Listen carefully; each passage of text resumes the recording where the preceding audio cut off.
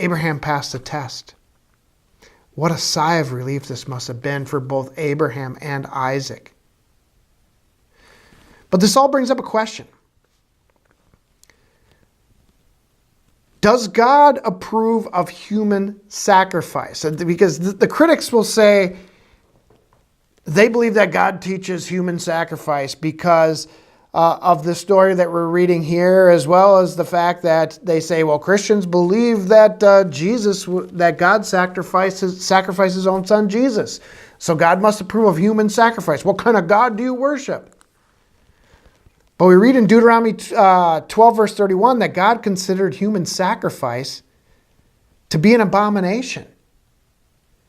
In 2 Kings chapter 16 verse 3, God condemned King Ahaz because it says here he walked in the ways of the kings of Israel, yea, and made his son to pass through the fire according to the abominations of the heathen.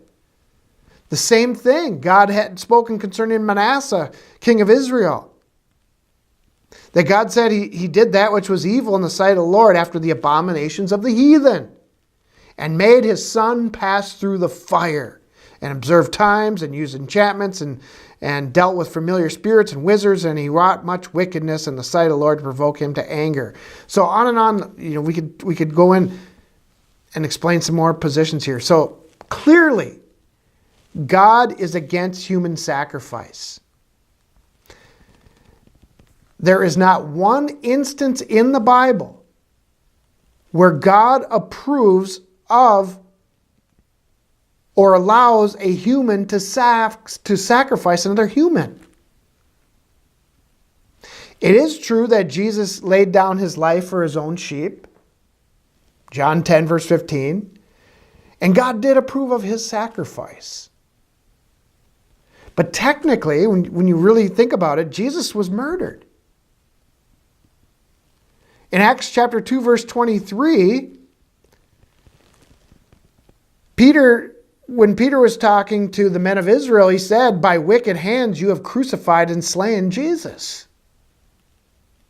In Acts chapter 2 verse 36, he continues on. He says, let all the house of Israel know assuredly that God hath made that same Jesus whom you have crucified, both Lord and Christ. So I guess technically speaking, we could say that Jesus was murdered by the hands of men. Although God did allow it to happen, it was according to his will. Okay, we could give him that. But furthermore, what the critics don't take into account is that though Jesus was fully human, though Jesus was fully human, he was also fully God. According to the flesh, Jesus would have likely had half of his DNA from a human named Mary and half of his DNA from God the Father. That would make him definitely more than an ordinary human, I would say. You could say that he was half human and half supernatural. But even if we say that Jesus was a human sacrifice, and we concede that, okay? We'll just say Jesus was a human sacrifice. He would have been the only, now listen to me, he would have been the only lawful human sacrifice in all of world history.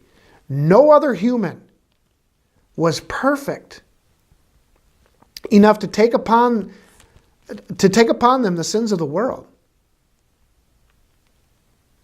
And any attempt to do so, any attempt to offer a human would be like offering up an impure or blemished sacrifice to God. That would be an abomination. God wouldn't approve of that kind of a sacrifice. He specifically forbade an offering that had a blemish in Deuteronomy chapter 15, verse 21, when he said, if there be any blemish therein, as if it be lame or blind or have any ill blemish, thou shalt not sacrifice it unto the Lord. All humans have sin that is a blemish. Jesus Christ did not have a blemish.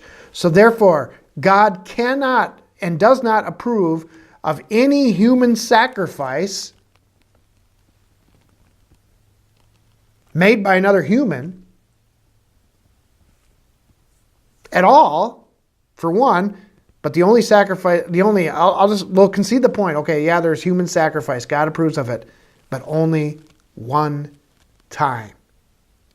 Only one person. And that is our Lord Jesus Christ. Okay? So, does God approve of human sacrifice? Absolutely not. It would be an abomination in his sight. And the heathen did it, the pagans did it to their gods, and God hated it. It was vile.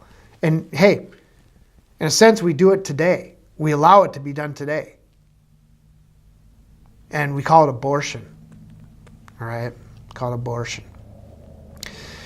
Genesis 22, verse 12. To join us on Sundays at 10:30 a.m. for Bible study / church service in Princeton, Minnesota. If you're interested and you want details and directions, please email me at ben@christianovercomers.com.